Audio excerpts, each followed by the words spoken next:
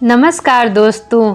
महाकाव्य महाभारत की कथा के अनुसार कर्ण के 10 पुत्र थे, जिसमें से उसके 9 पुत्र कौरवों की ओर से युद्ध करते हुए मारे गए। महाभारत के युद्ध के बाद कर्ण का सिर्फ एक ही पुत्र जिंदा था। वह कर्ण का सबसे छोटा पुत्र था। महाभारत काल में अविवाहित कुंती को सूर्यदेव की कृपा से दिव्य कवच कुंडलों से युक्त एक पुत्र जन्मा था, जिसका नाम था कर्ण।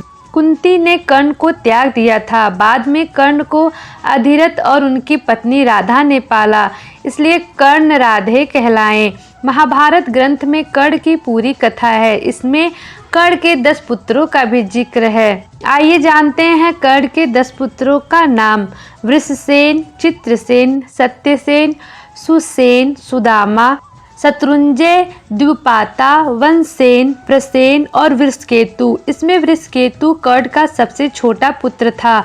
महाभारत युद्ध के बाद वृषकेतु ही कर्ण का एकमात्र जीवित पुत्र रहा। कर्ण का पहला विवाह 23 साल की उम्र में हुआ था। उसके बाद कर्ण का दूसरा विवाह सुप्रिया से तब हुआ जब दुर्योधन की कलिंग की राजकुमारी भानुमति से शादी की थी। कर्ण के 10 में से 9 पुत्रों ने महाभारत युद्ध में भाग लिया था। कर्ण ने बचपन में द्रोणाचार्य से शिक्षा ग्रहण की थी। बाद में ब्रह्मशास्त्र की विद्या सीखने के लिए कर्ण परशुराम जी के पास गए, जहां से विजय धनुष लेकर लौटा।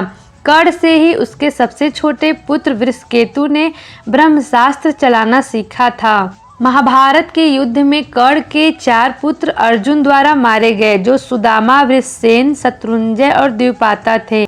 इनमें 3 पुत्र चित्रसेन, सुसेन व सत्यसेन नकुल द्वारा मारे गए। वानसेन का वध भीम और प्रसेन का वध सात्यकी द्वारा हुआ। इस तरह कर्ण के 9 पुत्र महाभारत के युद्ध में मारे गए। कर्ण के कई भाई ने भी महाभारत के युद्ध में भाग लिया था। इनमें वे भाई अधिरथ राधा के पुत्र थे। कर्ण का एक भाई अर्जुन के हाथों तब मारा गया जब कर्ण ने दुर्योधन के साथ विराट नगर में जाकर आक्रमण कर दिया था। तब अकेले अर्जुन ने समस्त कौरव सेना को परास्त किया था। कर्ण के भाई का अर्जुन से भी युद्ध हुआ था और कर्ण के देखते ही देखते उसके भाई को अर्जुन ने मार डाला।